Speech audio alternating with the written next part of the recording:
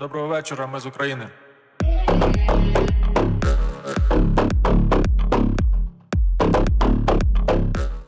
Yeah, my name's James. I'm a scaffolder from the Wirral, England, but I used to be a soldier and I found myself in Ukraine trying to do the best I can.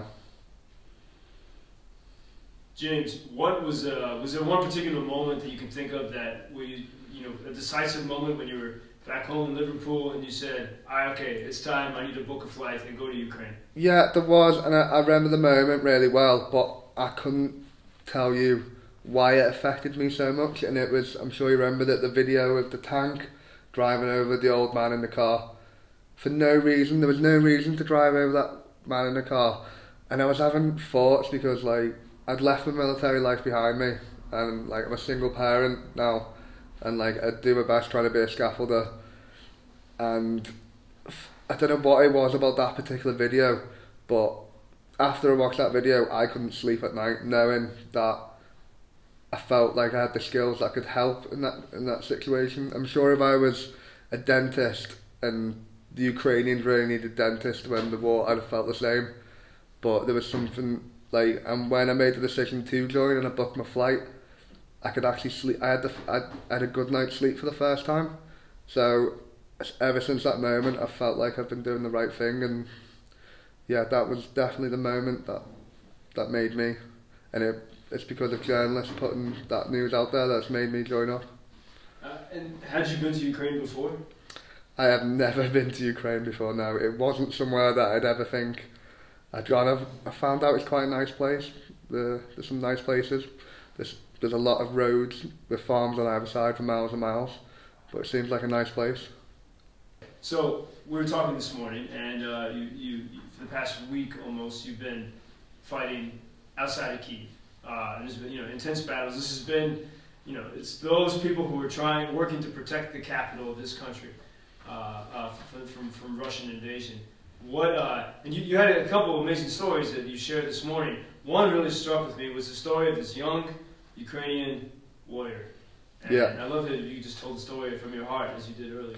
Yeah, so when I first met this bloke, it was the most unlikely person to be a bit of a hero to mine. He must be about 10 years younger than me. I think he's about 23, 24-ish.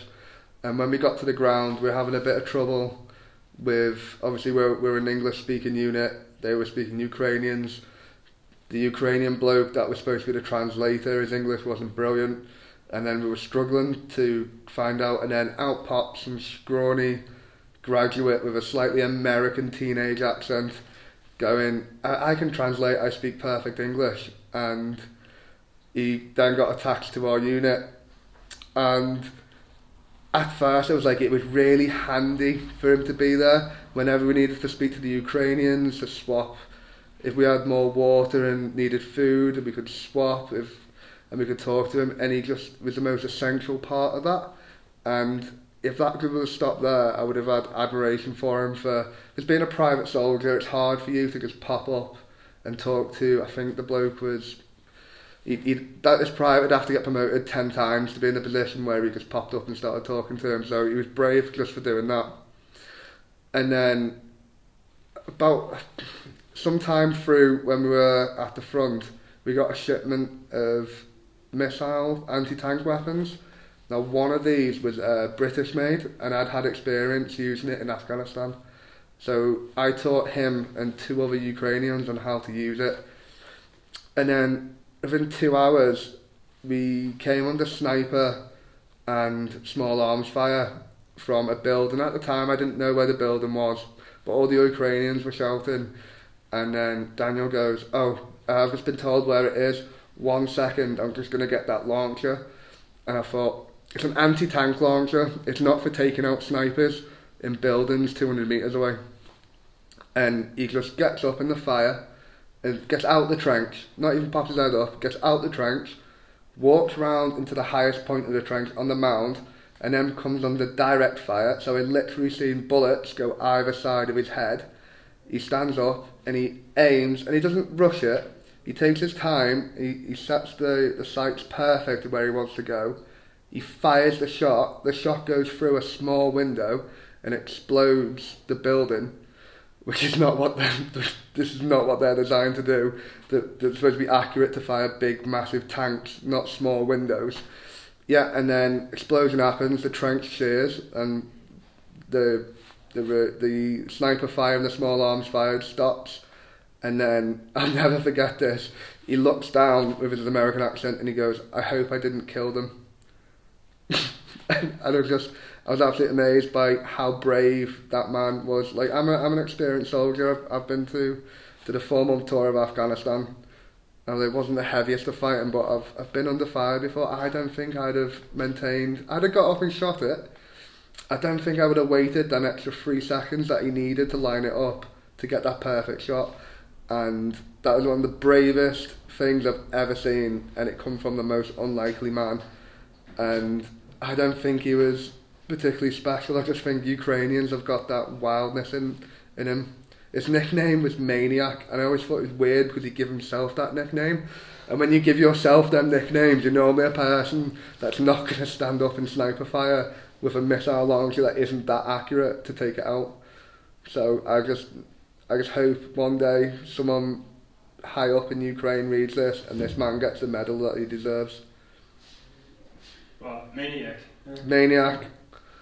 I don't want to give his name, but I hope he becomes a hero. You said he also gave you biscuits. He gave you food. Oh, when we were under intense shelling, he'd be the first person up to check on the blood. Even though he's a private soldier and we were supposed to be the experienced soldiers, we were supposed to check on him to make sure he was okay.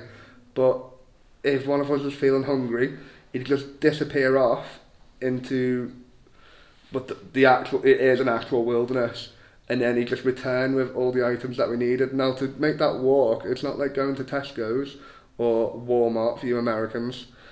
It's you go and you're risking sniper, artillery, small arms fire, grad rockets, you name it, he could die, and he'd do that just to get the bloke's biscuits to keep morale up.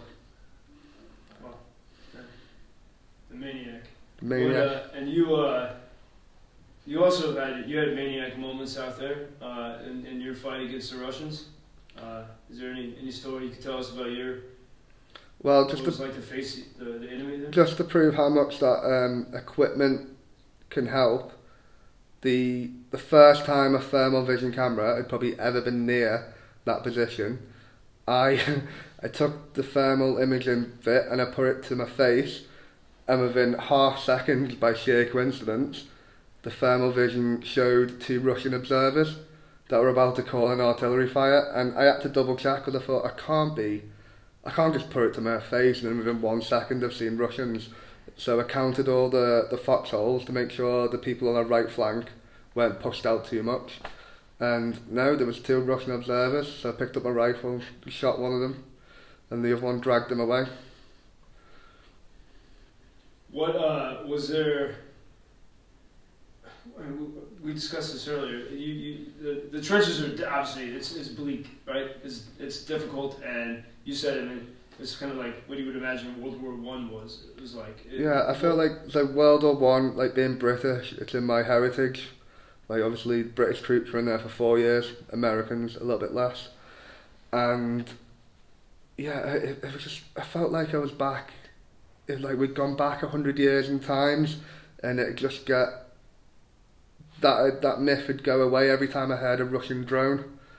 So it's like you're in a trench, but there's drones above your head. It wasn't something that I'd ever expect, or I don't think you can prepare for a situation like that.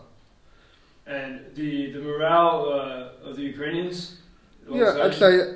Do you know what? When I'm not going to say like the foreign troops are going to come in and win the war, but do you know when I was the first foreign troop, or my unit was the first foreign troops that the Ukrainians seen on the front line, and morale did go up. They were happy. I think I don't want to say what they're thinking, but I felt like they fought for the first time that it wasn't just Ukraine. There must have been 7 nationalities in my unit, like the whole world, apart from a few countries, were there to support them, not with money or blankets or the actual real people putting their lives on the line to help them.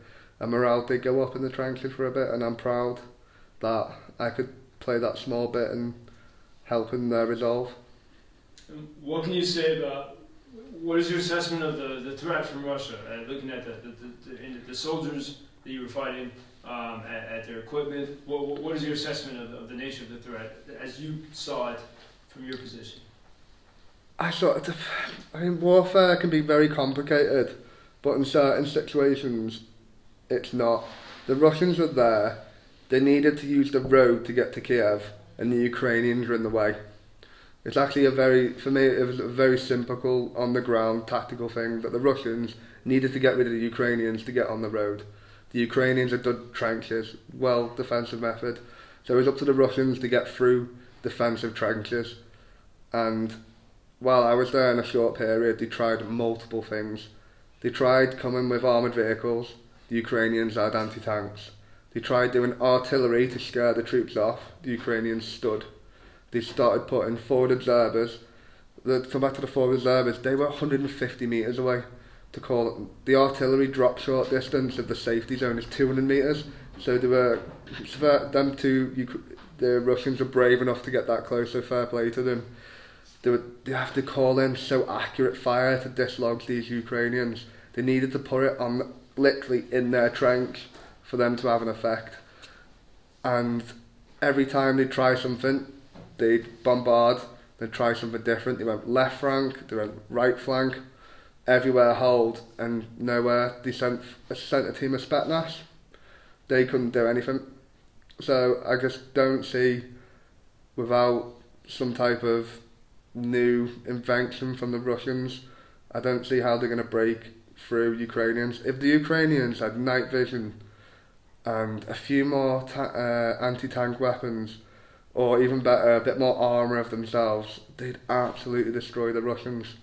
It's only a stagnant at the minute due to lack of equipment by the Ukrainians. As soon as they get that, the Russians will be out of Ukraine. From the small place I've seen. Obviously, where we were, the Ukrainians had retreated 400 metres in 2 weeks. That's it. So if you applied that logic to try and get their guns in range of Kyiv from the point we were, it'd take them months, maybe even a year to try and get all the way. And every time the Ukrainians get closer to their supply lines and the Russians get further away. Well, James, thank you, sir. No, thank you. Yeah.